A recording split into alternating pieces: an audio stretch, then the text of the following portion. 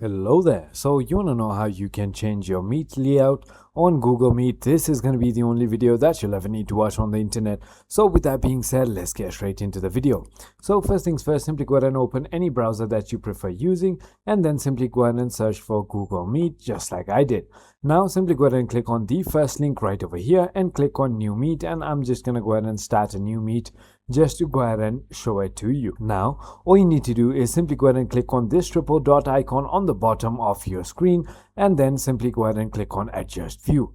Once you've done that, as you can see, there's going to be a lot of different layouts that you can go ahead and choose. You can also you can also choose maximum and minimum tiles right over here. So it could be 49 maximum and then 6 minimum. And then you can also go ahead and choose on tiled, spotlight, or even sidebar for your layout. So it is as simple as that. I hope this video was helpful to you. If it was, hit that like button and I'll see you on the next one.